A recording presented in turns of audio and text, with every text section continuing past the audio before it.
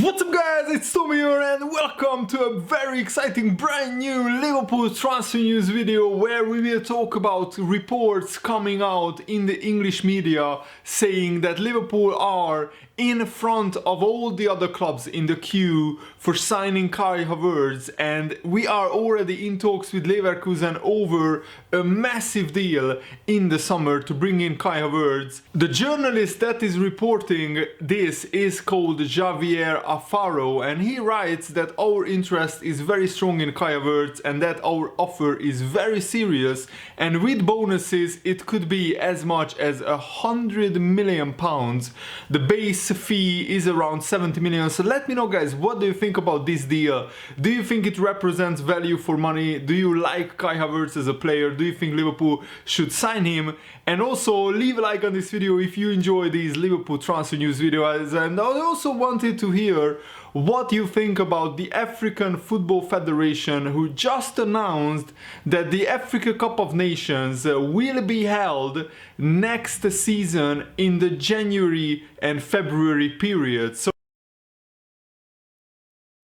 right in the middle of the Premier League season, players like Mane, Salah, Naby Keita of Liverpool, Aubameyang of Arsenal and other African players could miss as many as 6 Premier League games, 1 month, 1.5 months with the training camp and everything. If the team who the player plays for goes to the final, it could mean as much as 6 games, and that could really hamper Liverpool's season because 2 of our front 3 are playing for African teams. Salah is playing for Egypt and Mane is playing for Senegal. Naby Keita also is playing for Guinea. So Liverpool would be, I think, the team with the hardest hit. But of course Manchester City have Mahrez, who is playing for Algeria. So what do you think about this decision? I think it's absolutely ludicrous to put the Africa Cup of Nations right down the middle of the Premier League season, but what can you do? It looks like the decision is official, and I just see Jurgen Klopp absolutely fuming in his office when somebody tells him this decision. I just feel it. So now let's read the actual report of this journalist about the Kai Havertz to Liverpool transfer situation. So the headline is: Liverpool push hard for Kai Havertz. The team led by Jurgen Klopp would be willing to offer as much as 125 million euros for Bayer Leverkusen's midfielder. The Liverpool are very interested in Kai Havertz according to the article. Of course, Havertz has been previously linked with clubs like Bayern Munich, Barcelona, Manchester United among others, but now it is Liverpool that want to sign him very strongly, and according to German media, the team led by Jurgen Klopp would be willing to spend heavily on Kai Havertz, and that offer is around 125 million euros with bonuses.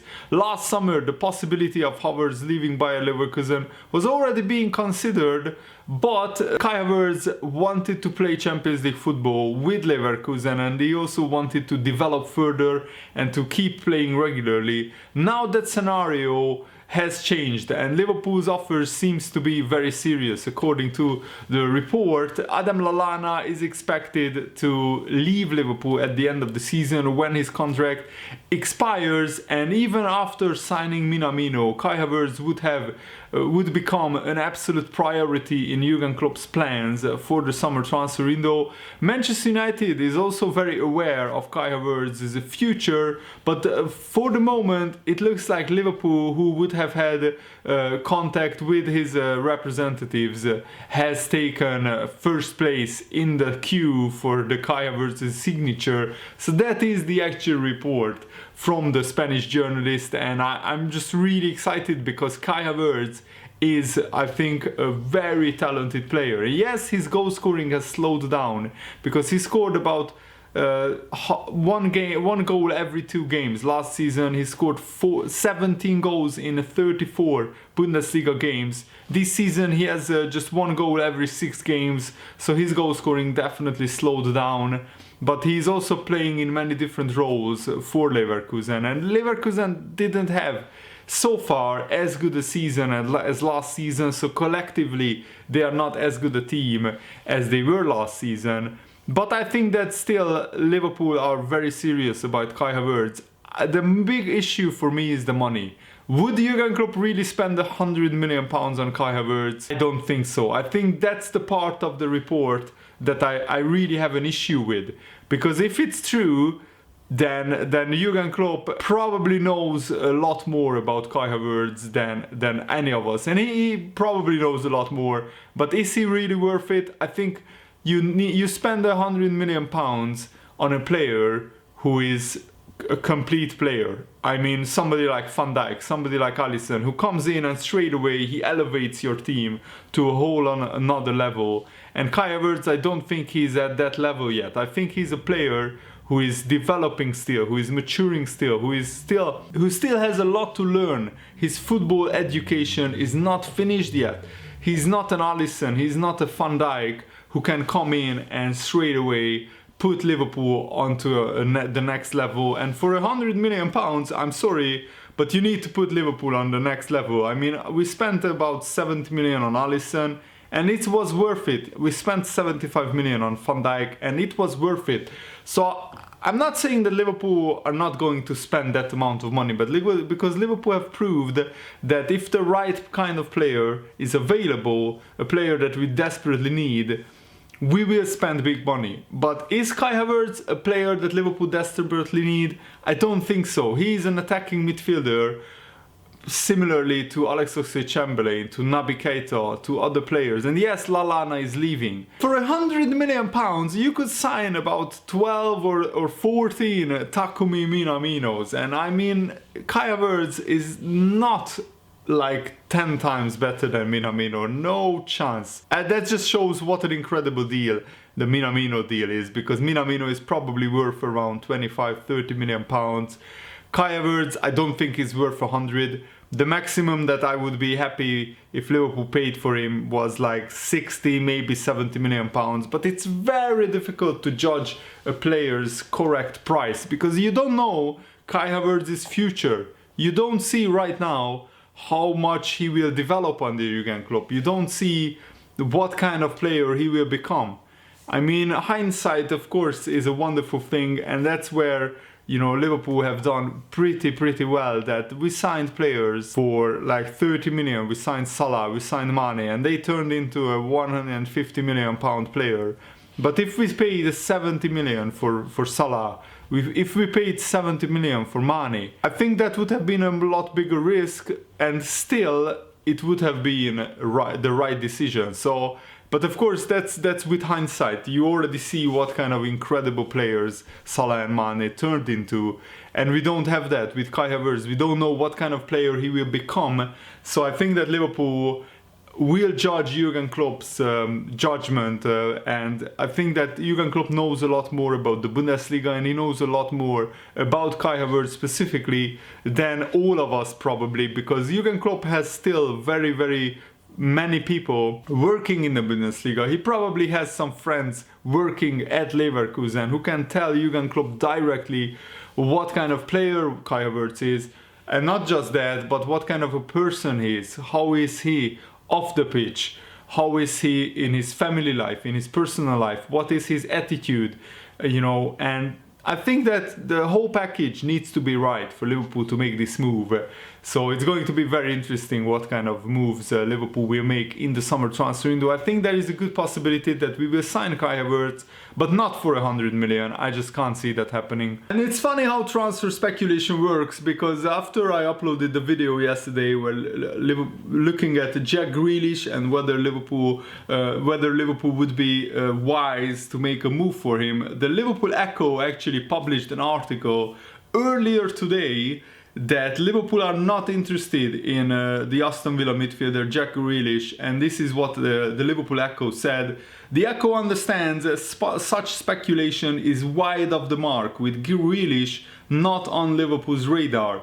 In the summer of 2018, then Aston Villa technical director Steve Round approached Liverpool and offered them Jack Grealish for 25 million, with Aston Villa at that time running into financial difficulties after not getting promoted to the Premier League. That this was 2 seasons ago, and Liverpool turned down the move and were similarly disinterested when Aston Villa offered them Grealish last summer. I didn't even know this. That is very, very interesting. I know that they wanted to sell Jack Grealish, but I didn't know that they actually went to Liverpool to offer them the player. Talk of Liverpool and Grealish has intensified in recent days, with former Everton forward Andy Gray suggesting that Grealish is better than any of the Liverpool midfielders, which is a dubious claim. And this is where it's interesting. What the Liverpool Echo article says is that any links to Liverpool are most likely to attempt to engineer interest from elsewhere in Grealish, with Manchester United reportedly tracking the England under-21 international. Grealish has 8 goals and 6 assists in 23 Premier League 23 matches this season, so he has a decent record. That is a very common tactic among the footballing world, that if you want interest in your player, just put some links out there to a top club like Liverpool, like Manchester United, like Barcelona, Real Madrid, Bayern Munich, other top clubs, and probably if Man United see that Liverpool are interested in Jack Grealish, maybe they will react and move in quicker for him, and that's exactly probably what Jack Grealish and his representatives want. Otherwise, why would there be stories in the media about Jack Grealish? I think that these stories come usually from either Jack Grealish's agent or one of his representatives just briefing a journalist or some journalist just to put an article out. And I think that usually is how it works. At other times, everything is done behind closed doors, behind the scenes, and sometimes you just get an announcement that Fabinho signed for Liverpool and nobody was talking about it. But that's the exception and not the rule usually. Liverpool forward Mohamed Salah has been named the best footballer in the Arab world in Goal's annual Goal 25 awards. These awards began in 2017 as an annual celebration for the best 25 Arabian players voted for by correspondents from Goal's Arabian edition based on the players' performances over the past 12 months, and Salah beat Manchester City and Algeria winger Riyad Mahrez into second place, Ajax star Hakim Ziyech of Morocco and AC Milan's Ismail Bennacer finished in third and fourth place respectively. And Salah's win means that Salah has actually won this award in each of the past 3 years, as he finished as the Premier League's top goal scorer last season for the second successive season. And yes, it was a joint top scorer award with Aubameyang and Mane, but it's still a top scorer award. So Salah probably deserved to be the best player in Africa for the past 3 years. But I wonder, will he win it next year? Because at the moment, Salah is not having as crazy good as a season as he had 2 years ago or last year. His goal scoring a little bit slowed down. On the other hand, Mane is now, like similarly as Salah, on a very, very good goal scoring record. And yes, Salah's goal scoring record is still brilliant, but compared to his previous goal scoring, it slowed down, and that just showed what an incredible standard Salah has set for himself and for others in the Premier League. I mean, the fact that he scored 42 goals or something crazy like that in his first ever season playing for Liverpool is out of this world. 32 goals just in the Premier League alone. I think that record will stand for a long, long time, in my opinion. Only Cristiano Ronaldo and Luis Suarez had 31 goals previously, I think, and maybe Harry Kane as well. So yeah, 32 goals is going to be very tough for anyone to beat in a 38 game Premier League season. And Salah not just are doing incredibly well individually, but of course Salah already won the Champions League, the UEFA Super Cup and the Club World Championship with Liverpool, so already 3 trophies in the bag for Salah. And I think the Premier League trophy will follow that, hopefully at the end of the season, unless a major disaster happens at Liverpool.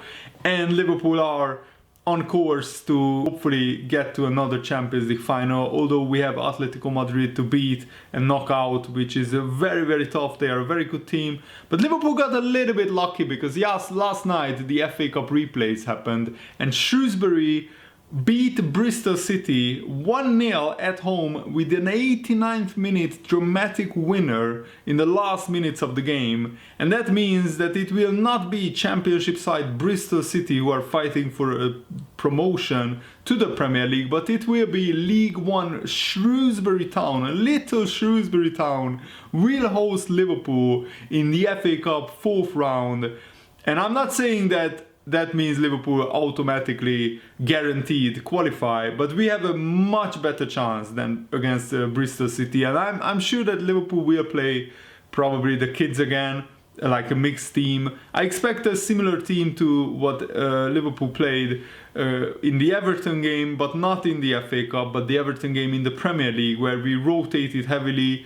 Origi will probably start, Shaqiri will start. And what is very good news for Liverpool is that the injuries are healing. Matip, Lovren, and also Fabinho will be back for the Man United game. Naby Keita is not too far away. He's like a couple of weeks away from full fitness, and other players as well.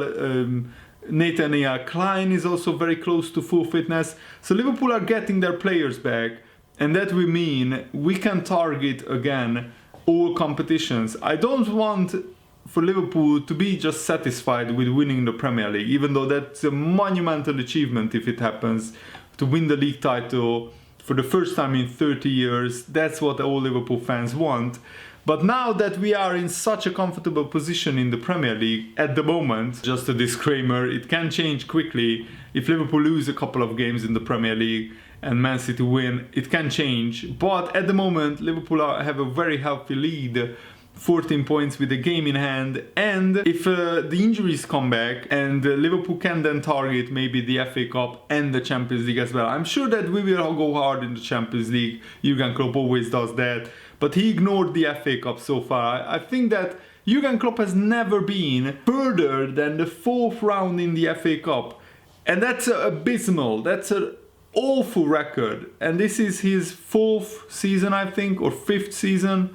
I'm not even sure, but it's many seasons already at Liverpool, and for Liverpool to not go further than the fourth round shows that Jurgen Klopp probably doesn't rate or prioritize the FA Cup. He has bigger fish to fry. But now that the Premier League is, within touching distance, I think that Liverpool can a little bit make a stronger push for the FA Cup. I'm not saying that we should play our starting 11 against Shrewsbury, but maybe a little bit of a stronger side, we can get away with it, mainly because we have many injured players back before we play Shrewsbury in the FA Cup, but that will be very, very interesting. And this is what Roberto Firmino said after the Tottenham game. We have a chance this season. The Premier League is in our hands. We need to keep it up, working hard, following this path, with our heads in the right place and a winning mentality. We will take things game by game to keep this strong champions mentality up until the end and see where it takes us. Of course, we are more confident this season. We have been winning all our games. This creates our confidence game by game. We have to continue with this momentum. Wow, that's brilliant. That's the kind of mentality that you need to have if you want to win many titles. And Firmino and Alisson already had an amazing year last year. They not only won the Champions League, the Club World Championship, the UEFA Super Cup, but they also won the Copa America, the South American Championship for international teams. And that's a big prestigious award for a South American footballer. Hats off to Alisson and Firmino. 4 trophies in 1 year. I'm sure that they will remember 2019 very fondly, and Liverpool can make 2020 as special as that as well. If we win the Premier League, that will be a year forever in the Liverpool history books, and I'm just can't wait to see Liverpool play Manchester United on Sunday. That is going to be a cracking game. Thanks for watching, guys. Hope you enjoyed this. Have a nice day. See you later. Goodbye.